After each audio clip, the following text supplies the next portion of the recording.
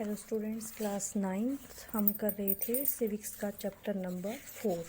इसका एक पार्ट हम कर चुके थे and this is second part and chapter name is electoral politics. अब हमें देखना है रिजर्व कॉन्स्टिट्यूंसी से। Our constitution and title every citizen to elect his or a representative and to be elected as a representative.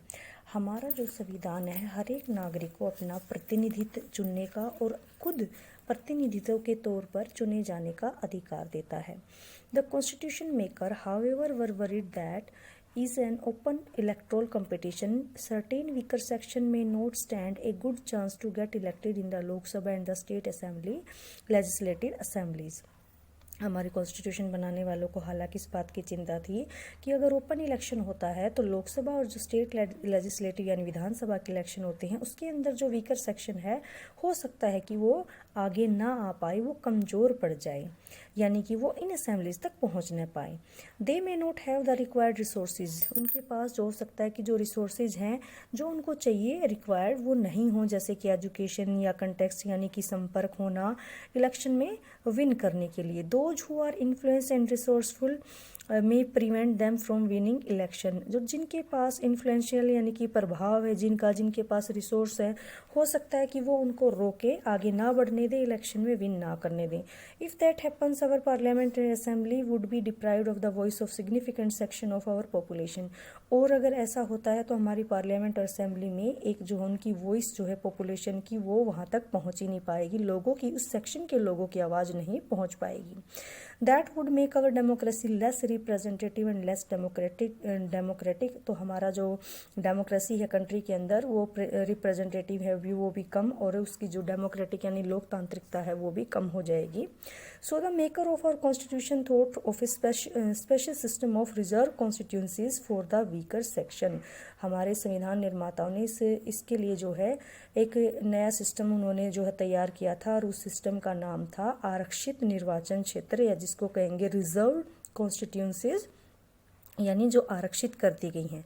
Some constituencies are reserve for people who belong to the scheduled caste and scheduled tribes. In a SC या scheduled caste reserved constituency only someone who belong to the scheduled caste can stand for election. इसका मतलब है कि जो seats SC के लिए जिस constituency में उस सीट को आरक्षित यानी रिजर्व किया गया वहाँ से सिर्फ वहीं कैंडिडेट्स इलेक्शन के लिए खड़े हो सकते हैं। Similarly only those belonging to the scheduled tribe can contest in election from a constituency reserve for ST. इसी तरह से जो एसटी के लिए जो रिजर्व की गई हैं सीटें उन पर वहीं एसटी कैंडिडेट्स ही खड़े हो सकते हैं। Currently in Lok Sabha 84 seats are reserve for SC, यानी कि अभी जो हाल फिलहाल लोकसभा में सीटें रिजर्व हैं वो एससी के लिए 84, एसटी के लिए 47 है। और ये जो प्रोपोर्शन होता है वो पॉपुलेशन में उनकी कितनी परसेंटेज है उसके अकॉर्डिंग ये प्रोपोर्शन तय होता है, अनुपात तय होता है। Thus the reserve seat for SC and ST do not take away the legitimate share of any other social group.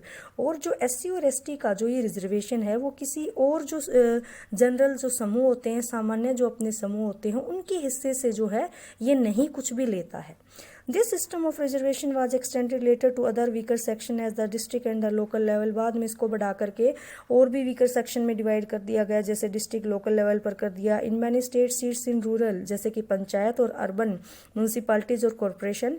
Local bodies are non reserve for other backward classes OBC, इसके नाम से भी जाने जाते हैं कि जो पंचायती राज में रिजर्वेशन मिलता है या म्यूनसिपल पार्टीज में मिलता है सिटीज में, उनमें ओबीसी को भी आरक्षण दे दिया गया है।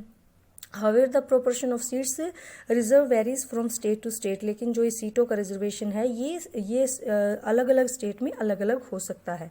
Similarly 1/3 of the seats are reserve in rural and urban local bodies for women candidate. इसी तरह से जो है 1/3 यानी कि जो सीटें 33% जिसको हम कह सकते हैं वुमेन के लिए जो लोकल अपनी थर्ड टाइप की गवर्नमेंट है उसमें रिजर्व कर दी गई हैं। Now voter list. Once the constituencies are decided, एक बार जब कॉन्स्टिट्यूंसीज यानी निर्वाचन क्षेत्र जो है डिसाइड हो जाते हैं तो उसके बाद बात करते हैं वोट्स की। This decision can not be left to anyone till the last date, उसे लास्ट डे, और इस डिसीजन को जो वोटर लिस्ट का है हम लास्ट दिन के लिए नहीं छोड़ सकते हैं। In democratic election the list of those who are eligible to vote is prepared much before the election and given to everyone. काफ़ी टाइम पहले ही जो एलिजिबल यानी कि वोट देने के योग्य जो उम्मीदवार योग्य जो वोट देने वाले होते हैं, मतदाता होते हैं, उनकी एक लिस्ट तैयार कर ली जाती है और लिस्ट जिनकी वोट होती है उनको दे दी जाती है। This list is officially called the electoral roll. इसको हम मतदाता सूची या commonly known as voter list, इसको हम वोटर लिस्ट के नाम से भी जानते हैं। This is an important step for it is link to the first condition of the democratic election. ये सभी को पता है कि हमारा जो पहला लिंक है ये डेमोक्रेटिक इलेक्शन का। Everyone should get an equal opportunity to choose representative. सभी को ही जो इक्वल अपॉर्चुनिटी, मौका या अवसर मिलता है अपने रिप्रेजेंटेटिव को चुनने का। In chapter 1 we read about the principle of universal adult franchise. In practice it means that everyone should have one vote and each vote should have equal value. सभी का एक वोट होता है और उसकी एक ही वैल्यू माना जाता है।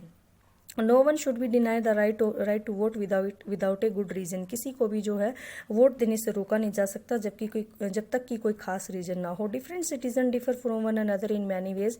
सम आर रिच, सम पुअर। जो सिटीजन होते हैं, कोई रिच होता है, कोई पुअर होता है, कोई एजुकेटेड, कोई नहीं भी होता है, या कोई बहुत ज़्यादा काइंड होता है या कोई नहीं होता है। But all of them are human being. सभी जो ह्यूमन बींग होते हैं उन सभी के अपने ओन नीड, अपनी ज़रूरतें और अपने विचार होते हैं। इसलिए जो डिसीजन लिया जाता है उसके अंदर सभी की जो जितने भी डिसीजन लिया जाता है, why all the them deserve, सभी डिजर्व करते हैं उसके अंदर, यानी कि उस डिसीजन को अफेक्ट करने का सभी को अपना अपना राइट होता है।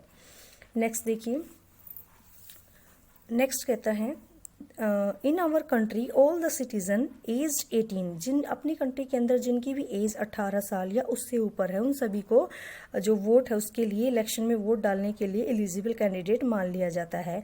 Every citizen has the right to vote regardless of his or her cast, religion, gender. सभी की जो है वोट बन जाती हैं। क्या देखिए, सभी को राइट टू वोट मिला हुआ है जिनकी भी एज 18 या इससे ज़्यादा है, ये बिना ये देखिए कि उसकी कास्ट या रिलीजन या जेंडर क्या है। Some criminal and persons with unsound mind, जो कुछ ऐसे लोग होते हैं जो कि क्रिमिनल या फिर अनसाउंड, यानी कि जिनका मानसिक संतुलन ठीक नहीं होता है, सिर्फ उन लोगों को जो है डिनाई किया जाता है, वोट देने से रोका जाता है। लेकिन ये कुछ खास सिचुएशंस में ही होता है, ऐसा रेयर ही ऐसा होता है।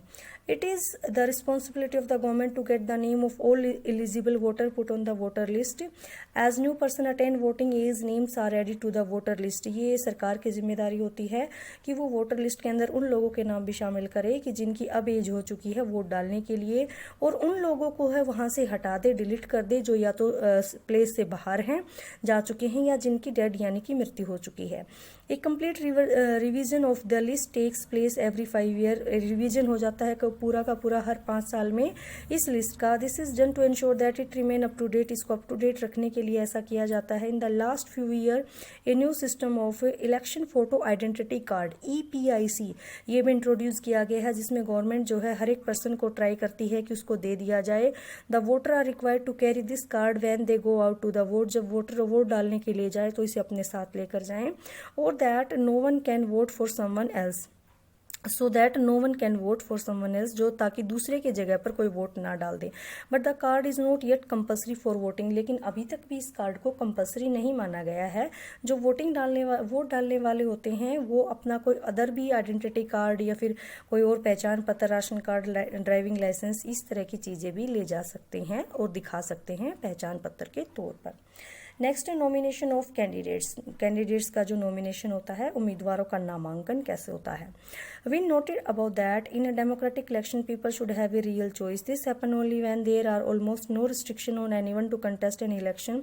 जब वोटर के सामने रियल चॉइस होती है, इसका मतलब ये होता है कि जितने भी ये जो कंटेस्ट या पार्टिसिपेंट्स होते हैं उनके ऊपर किसी भी तरह की कोई बाधा नहीं होती है। This is what our system provide. Anyone who can be a voter can also become a candidate in election. अगर कोई भी वोटर है तो क्या वो क्या बन सकता है, एक कैंडिडेट बन सकता है इलेक्शन के लिए। तो दोनों में एक छोटा सा डिफरेंस है। दोनों में क्या है कि जो कैंडिडेट होता है उसकी जो एज होती है मिनिमम 25 ईयर होती है कैंडिडेट बनने के लिए, और जबकि वोट डालने के लिए हमने कितनी एज पढ़ी है, 18 ईयर पढ़ी है।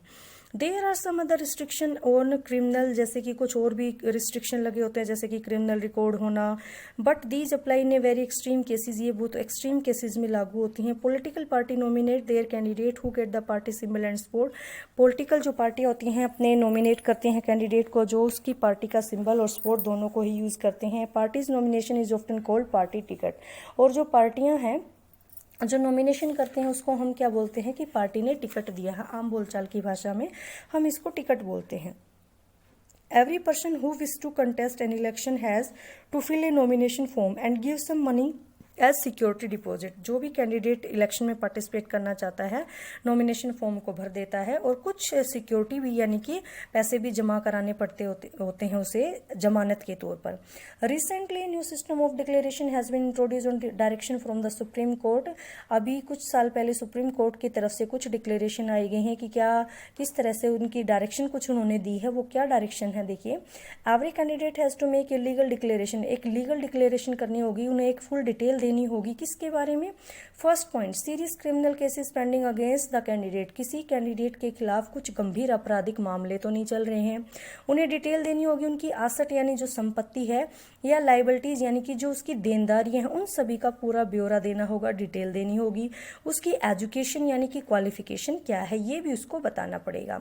This information has to made public, इसको पब्लिक यानी कि सार्वजनिक किया जाएगा। This provide an opportunity to the voter to make their decision on the basis of the information provide by the candidate. और इस प्रकार जो अपॉर्चुनिटी यानी वोटर को मौका मिलता है कि वो अपना डिसीजन ले ले इस इंफॉर्मेशन के बेसिस के ऊपर कि जो उन कैंडिडेट्स ने उनको प्रोवाइड करवाई हुई है उसके ऊपर अपना जो डिसीजन है वो ले सकते हैं। नेक्स्ट हमारा इलेक्शन कैंपेन यानी कि चुनाव अभियान। इलेक्शन कैंपेन में देखिए क्या है। The main purpose of election is to give people a chance to choose the representative the government and policy they prefer. एक ऐसा मौका सभी को दिया जाना कि वो अपना रिप्रेजेंटेटिव को चुने, गवर्नमेंट बनाए, पॉलिसी जो उनके लिए बेटर बनाए। Therefore it is necessary to have a free and open discussion about what is the better, who is a better representative, which party will make a better government और what is good policy. तो इसके लिए discussion होता है आमतौर पर कि party कौन सी बेटर है, कौन कैंडिडेट अच्छा है, अच्छी पॉलिसी कौन सी पार्टी बनाएगी। तो इसके लिए ऊपर जो ये सभी जो करते हैं उसको हम इलेक्शन कैंपेन यानी कि ये सारी बातें चुनाव अभियान के दौरान होती हैं। इन अवर country such campaigns take place for a 2-week period between the announcement of the final list of candidate and the date of polling।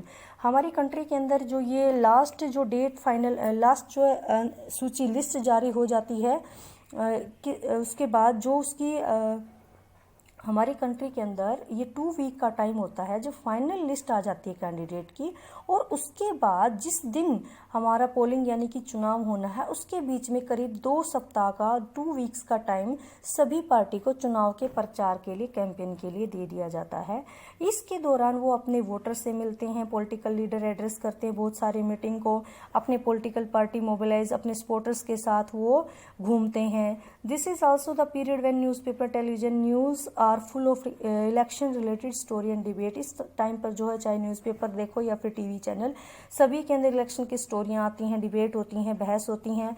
But election campaign is not limited of these 2 weeks only. लेकिन जो campaign है वो सच में 2 ही हफ्ते चले ऐसा नहीं है।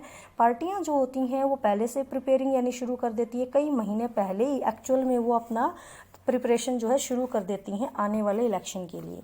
इन election campaign political party try to focus public attention on some big issues. कुछ ऐसे इश्यूज़ के ऊपर पॉलिटिकल पार्टी अटेंशन देती हैं जो पब्लिक के अंदर होते हैं और वो ऐसी कोशिश करती हैं कि वो उनकी तरफ अट्रैक्ट हों, उनको वोट मिले। Let us look at some of the successful slogan, यानी कि कुछ ऐसे नारे के ऊपर गौर करते हैं जो पहले कभी दिए गए हैं पार्टियों के द्वारा और जो काफ़ी सक्सेसफुल रहे हैं। पहला देखिए, the Congress party lead by Indira Gandhi.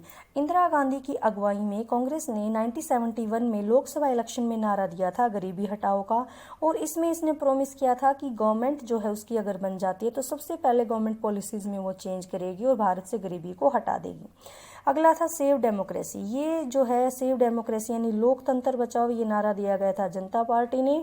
अगले ही इलेक्शन यानी कि लोकसभा इलेक्शन में 1977 में दिया गया था।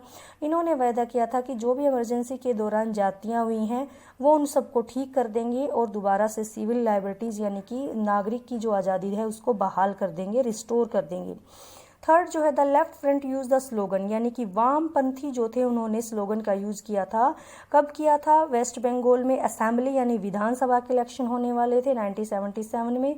इन्होंने कहा था लैंड टू द टिलर, यानी ज़मीन जोतने वाले की। नेक्स्ट है protect the self respect of the Telugus. NT Rama Rao ने तेलुगु स्वाभिमान ये नारा दिया था। ये दिया था तेलुगु देशम पार्टी आंध्र प्रदेश के अंदर इलेक्शन होने वाले थे 1983 के अंदर। In a democracy, it is the best to leave political party and candidate free to conduct their election campaign the way they want to। ये डेमोक्रेसी के अंदर अच्छा तरीका है कि हम जो है कैंडिडेट्स को पार्टी को फ्री छोड़ दे कि जिस तरीके से चाहे वो अपना इलेक्शन कैंपेन कर सकती हैं। But it is sometime necessary to regulate campaign to ensure that every political party and candidate get a fair and equal chance to compete. लेकिन ये रेगुलेट इसको करने के लिए कभी कभी ज़रूरी हो जाता है कि ये देखने के लिए कि फ्री और इक्वल, फेयर और इक्वल यानी कि चांस सभी पार्टीज को मिल रहा है या नहीं मिल रहा है, या कोई अननेसेसरी एडवांटेज तो नहीं ले रहा है। तो इसके लिए जो है क्या क्या जो है अकॉर्डिंग टू अवर इलेक्शन क्या रूल रेगुलेशन बनाए गए हैं। No party and candidate can की कि हम क्या नहीं कर सकती हैं। देखिए क्या है, फर्स्ट देखिए क्या आता है इसमें, ब्राइब और थ्रेटन वोटर। हम जो है किसी को प्रलोभन देना, घूस देना या फिर उसको धमका नहीं सकते हैं। अपील नहीं कर, सेकंड है अपील नहीं कर सकते हैं वोट के लिए कास्ट और रिलीजन के नाम पर। थर्ड कहता है use government resource for election campaign. हम किसी भी सरकारी संसाधन का इस्तेमाल नहीं करेंगे अपने कैंपेन में। और अगला जो है नेक्स्ट कहता है कि 25 लाख रुपए जो है हम लोकसभा इलेक्शन में, और दूसरा कहता है 10 लाख रुपए हम किसी भी विधानसभा इलेक्शन में, इससे ज़्यादा हम खर्च नहीं कर सकते।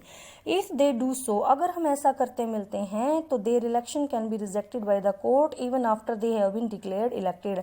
अगर चुने जाने के बाद भी अगर कोई दोषी पाया जाता है तो उसका जो है चुनाव रद्द कर दिया जाएगा। In addition to the law all the political party in our country has agreed to a model code of conduct. सभी हमारी जो पार्टियां हैं एक आदर्श आचार संहिता को स्वीकार करती हैं। उसके अकॉर्डिंग हम क्या नहीं कर सकते हैं, कोड ऑफ कंडक्ट के according, model code of conduct के according use any place of worship for election propagandas. हम चुनाव प्रचार के लिए किसी भी क्या नहीं कर सकते की बात हो रही है, हम किसी भी धर्म स्थल का उपयोग नहीं कर सकते हैं। यूज गवर्नमेंट व्हीकल, वहीं दोबारा से किसी गवर्नमेंट के व्हीकल का, एयरक्राफ्ट का या फिर ऑफिशियल अधिकारियों का यूज भी हम नहीं कर सकते हैं। Once election are announce minister shall not lay foundation stone of any project. एक बार अगर इलेक्शन की घोषणा हो जाए तो मंत्री किसी बड़ी योजना का शिलान्यास नहीं कर सकता, कोई बड़ी पॉलिसी नहीं, किसके ऊपर डिसीजन नहीं ले सकता और ना ही पब्लिक को कोई फैसिलिटी दे सकता है। नेक्स्ट है polling and counting of votes. Polling यानी वोट डालना, मतदान, और यानी उसकी मतगणना होना, काउंटिंग होना। The final stage of an election is the day when the voter cast or poll their vote. Last दिन आ जाता है जब वोट का दिन होता है, जिस दिन वोट डालने होते हैं। That day is usually called the election day. हम इसको इलेक्शन डे के नाम से जानते हैं। Every person whose name is in on the voter list can go to the nearby polling booth situated usually in local school or government office. अपने आसपास के जो पोलिंग बूथ है उस पर जाकर हम वोट कास्ट करते हैं, जो जनरली किसी गवर्नमेंट ऑफिस या स्कूल में होते हैं। Once the voter goes inside the booth the election official identity her. एक बार अंदर जाने के बाद जो अधिकारी होते हैं वो पहचान करते हैं, उसकी फिंगर के ऊपर ब्लैक मार्क या निशान लगाते हैं और वो अपना वोट कास्ट कर सकते हैं। An agent of each candidate is allowed to sit inside the polling booth and ensure that the voting takes place in a fair way। और जो है जितने भी कैंडिडेट होते हैं उन सभी के एजेंट बैठे होते हैं पोलिंग बूथ के अंदर, ये देखने के लिए कि सही ढंग से जो है जो वोटिंग हो रही है वो सही ढंग से हो रही है या नहीं हो रही है। नेक्स्ट कहता है earlier the voter used to candidate voter used to indicate who they wanted to vote for by putting a stamp on the ballot paper. A ballot paper is sheet or paper on which the name of the contesting candidate along with party name and symbol are listed। पहले जो है लोग क्या किया करते थे कि एक उनके पास क्या होता था, एक बैलेट पेपर यानी कि मत पत्र दिया जाता था पहले लोगों को, और उस मत पत्र के ऊपर जितने भी कैंडिडेट होते हैं उन कैंडिडेट्स के नाम और उनके सिंबल होते थे। और जो कैंडिडेट जो है वोट डालने के लिए जो भी लोग जाते थे वो उसके ऊपर स्टैंप लगा देते थे, मोहर लगा देते थे, तो मान लिया जाता था कि उसकी वोट जो है कास्ट हो गई है। अभी जो है इसकी जगह ले ली है ईवीएम ने, यानी जिसको हम क्या बोलते हैं, electronic voting machine. Electronic voting machine इसको हम बोलते हैं। इसके अंदर अब क्या होता है, इस मशीन में जितने भी कैंडिडेट्स होते हैं और पार्टी के सिंबल्स सभी दिखाई देते हैं, और जो इंडिपेंडेंट कैंडिडेट होते हैं उनके सिंबल भी यहाँ पर अलॉट किए होते हैं। All the voter has to do is the press the button, और सभी वोटर जो उसके सामने एक बटन दिया होता है उसको प्रेस करते हैं और उसका वोट डल जाता है जिसको भी वो चाहते हैं। Once the polling is over, एक बार जब ये पोलिंग ओवर हो जाती है सभी ईवीएम को सील करके एक सुरक्षित जगह पर ले जाया जाता है। A few days later on a fix date, एक कोई भी फिक्स डेट कर दी जाती है, कुछ टाइम बाद सभी ईवीएम को जितनी भी कॉन्स्टिट्यूंसीज हैं ओपन किया जाता है और वोट को जो है candidates by each candidate are counted, और सभी कैंडिडेट की वोट्स को काउंट करना शुरू किया जाता है। अब दोबारा से फिर से वहीं एजेंट जो होते हैं सभी कैंडिडेट्स की वो प्रेजेंट होते हैं ये इंश्योर करने के लिए कि काउंटिंग जो है प्रॉपरली हो रही है या नहीं। The candidate who secure the highest number of votes from a constituency is declare elected, और जिसके पास भी जो है हाईएस्ट यानी कि सबसे ज़्यादा वोट होती हैं वो चुन लिया जाता है। In a general election usually the counting of votes in all constituency take place at the same day. General election में ये जो काउंटिंग का काम होता है वो एक ही दिन पर होता है।